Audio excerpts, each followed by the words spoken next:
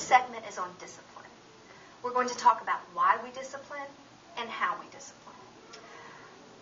We discipline not to punish, but to shape behavior, to make it so that the child can have control over their own body and their own self. Because life doesn't have a bunch of clips. So keep that in mind when you discipline. An example, okay, in my classroom,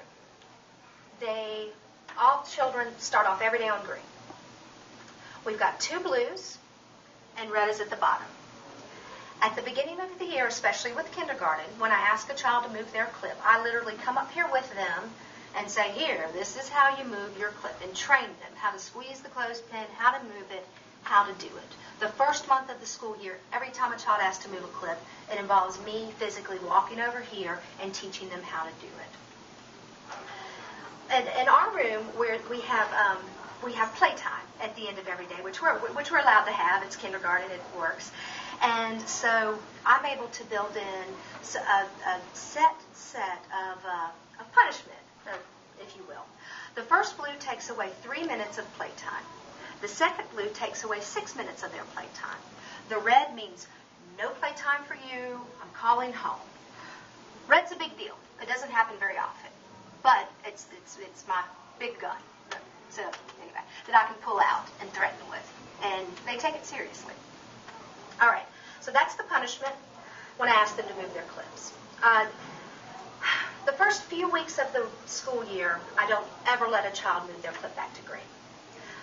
You're setting the boundaries then, and they need to know that. It's like a horse. If you start with the reins tight, then you can loosen up later and tighten.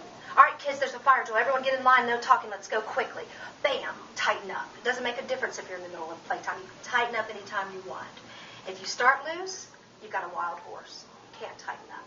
So, first month, I don't ever let a kid move their clip back to green after it's on blue. Later on in the year, once I've earned their respect, sometimes I will. Oh, well, you did a great job on that assignment, much better than you did with your morning work. I'm proud of you. You can move your clip back to green. Another thing about moving their clips, it varies. A lot of times, if the children are on the rug and a child is on the rug and they're doing something I don't like, let's just say kicking their feet out, and I say, hey, little Johnny, stop kicking your feet out, and they do it again after a couple of minutes.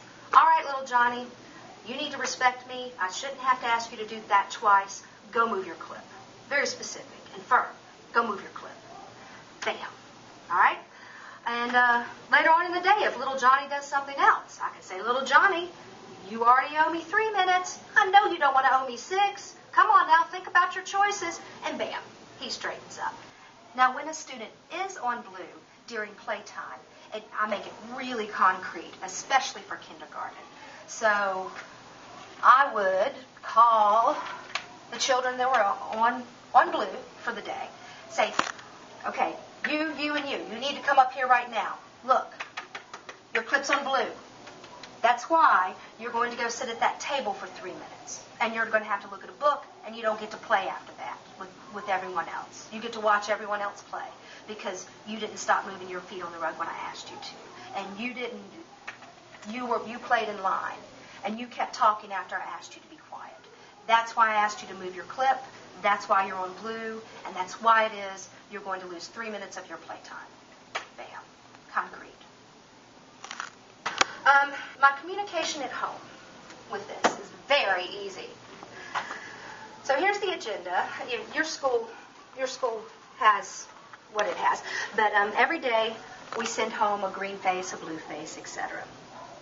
What we do is at the front we put numbers of why they moved their clips. Now, you need to cater this to your classroom.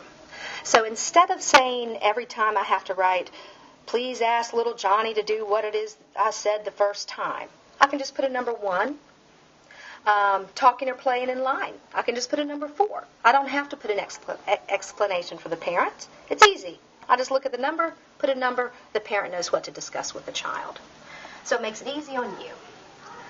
So think about the purpose of disciplining, do it deliberately, and try to make it easy to get the parents on your side and able to talk with the children about the issues that came up during the day.